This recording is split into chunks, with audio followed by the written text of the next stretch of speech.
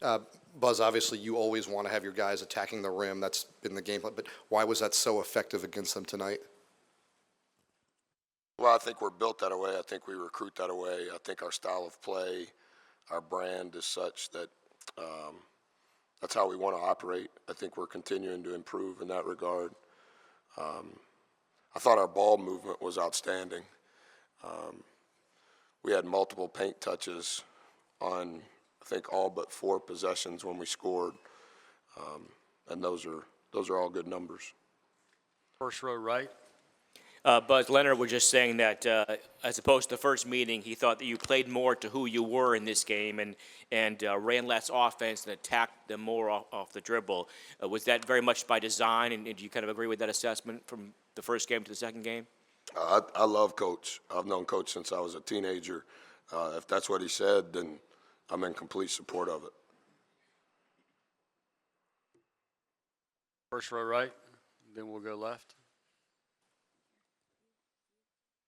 Guys, Florida State's coach was saying how that they had no answer for your guys' quickness and your guys' speed. Did you sense that during the game, Justin? Could you kind of tell that that was an advantage for you guys? I wouldn't say that. I just think we were playing really well together the whole game. We played for one another. And, we had 18 assisted baskets, so I think overall that was the key to the game. First row far left. Buzz, how much did you feel you fed off the home crowd tonight? Yeah, we appreciate all those Hokies showing up. Maybe we can get a few more tomorrow. I think our guys sensed it.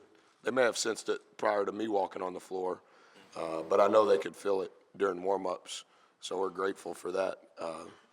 Maybe you can schedule a neutral site game here. First row chair here, front row. For both the players, I'm curious, you guys were on such a roll coming here. Were you nervous or curious at all to see if you were going to kind of keep that momentum, and when did you feel like, okay, we've still got it? I wasn't really nervous, but just more anxious and excited. But, I have total confidence in my teammates and myself, and I just felt good going into the game. The overall vibe these past couple of weeks has been good, so I don't think we were really nervous. We were just trying to feed off of one each other and trying to stay in the groove throughout the whole time in our preparation to this game. On the left, standing in the back.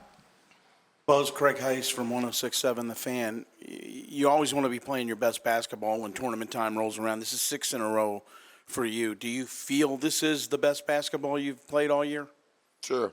The results say so. I think that the teams that improve after Valentine's Day are typically the teams that play until spring break. I don't know if we're good enough to play till spring break, but they're trying real hard. And they understand and are accepting of how we need to play, which shows great maturity on a very young team's part. And I think that, like anything else in life, true confidence can only come from your work. And I think they're much more understanding of what their work is, and I think that's why we're improving. Left side, second row far left. Coach Dave Preston, WTOP Radio. Third time you'll be playing Miami tomorrow evening. Lessons learned from the first 2 meetings that'll help you out tomorrow night. They're as talented as any team in the league. They have the coach of the year. Sheldon McLennan was all of his stats are superlative. I know Angel was an all-conference player. Number 23, leading rebounder in the league, leading shot blocker in the league. They just throw multiple guys at us. It'll be similar to tonight. Their colors are different. They're from the same state, but we'll be deficient at every position. The guys that we start and the guys that we bring off the bench. The only chance we have to win, similar to the games that we've won this year, it'll be based on our team, not based on the coaches and not based on individuals. Stay on the left, first row in the very center. Faison Hasnani of the Collegiate Times. Coach, you guys led wire to wire. What's the key to keeping such a high intensity over the full 40 minutes? Recruit guys that are raised the right way. Normally when they have really good parents, they understand the difference between right and wrong, and they can identify it on their own. And these 2 guys are as good of an example of that as we have. And I think that so much is talked. I think too much People think that there's a shortcut or a secret or we found it on Google. It's not. It's the law of the farm. You know, wake up and do what you're supposed to do, and then do it again the next day and try to be a little bit better at it. And when you try to build something and you build it based off character, typically that gives you your best chance for success. And these guys, not just these two guys, you can tell by the words they use that they love one another. And when you add character and love, I think it's probably a good place to start. Right side, first row. For the guys, first half, obviously, you guys were on fire shooting-wise, and they were not. What helped you guys click on offense in the first half shooting-wise, and what did you guys do on defense to make it a tough shooting half for them? Oh, I mean, the first half, like throughout the whole game, we play for one another, and we're just clicking throughout the whole time. And I think when we're on the same page together and playing for one another and getting multiple paint touches and the extra pass, I think it's hard to stop us. But at the same time, just credit to everybody playing together and for one another. Yeah, like he said, but at the same time, we shot a lot of practice shots. We were getting inside to the paint and kicking it out, easy shots at the rim, and that really helped our defense a lot. Left side, first row, right at the aisle. For both the players, you just heard Buzz say you're going to be deficient at every position in the matchup. Some teams would be ticked off hearing their coach say that. You guys seem to embrace that almost like a challenge. What do you think when you hear that? I wouldn't say we're mad about it, but at the same time, we take pride in it also. But being the underdog is what we like, so it's not really much to say about it than that. Yeah, like when he said that, it's just like we just love to take pride on defense, and we just try to stop them. And we know that they're really talented, but now that he put a challenge on us, like we got succeeded on that. Left side, second row by the wall. Coach, 20 points for Seth Allen off the bench this evening. From what I understand, I think he's been coming off the bench during this entire streak. What offensive infusion does he give you guys off the pine?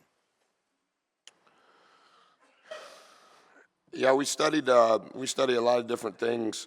Our numbers in January through that rough stretch in February, some of the things that we realized, one would be that Jalen was more effective as a starter. And Seth, I think probably he has a very high IQ, and I think he pays attention more than he acts. And when he's able to see things through the first media timeout, I think he hits the ground running in a good way. I think part of the reason why Seth has been so good offensively is he's become much more consistent defensively. He's been a good offensive player since he moved to Blacksburg. But when our team is playing 4-on-5 defensively because he's doing things that we don't want him to do, it doesn't lead to great shots for our team. I think he's been as disciplined probably in his career. I didn't coach him at Maryland, but I think his defensive discipline has allowed his offense to be much better. First row. Justin, you guys were talking Monday night in the locker room here about how confident you guys were because of how you guys have been playing of late and winning of late. Did that feel that way to you before the game today? Do you guys have a vibe that you guys were confident going into this one? Yeah, our vibe is real positive. Like you said, just coming into this game, we were just really happy to play, and we were just excited to play. And I can't really explain it, but our confidence is really high right now, and that helps us a lot. Left side, first row. Coach, what was the catalyst as far as ball movement goes? Was it getting the paint touches, making the extra pass, or just moving off the ball better? What was the big key there for you guys? I just think it's the accumulation of all the things that we do since we started practice. Again, a lot of the guys, 62% of our minutes have been played by guys that didn't have a uniform last year. And you can say that that's why we got beat by Alabama State. But I think that there's been a crescendo to how we play. And I think that's been because of the reps that they've been getting, the reps they get every day in practice, the reps they've been getting in games. And I think if you're trying to improve, and your team is maturing at the same rate that you're improving, I think that's a potent combination. And, some of the things that I used to have to say in early December during finals week, I don't have to say it anymore. Like literally they're saying it. And that's what you want. When the players are doing the coaching instead of the coach having to do all the coaching, and they're saying the things that we were saying over Thanksgiving. And so now we're just kind of trying to move to the next step. They understand what one mores are. They understand what multiple paint touches are. They get all of that. And they also recognize when we're not doing that. And I think that's probably just as important when you get to mid-March as anything else, that you're not burning timeouts because you're out of character. They know what our character is. They know what our recipe is. And I think their effort and their attitude to accomplish that has been pretty, to me, it's been transparent.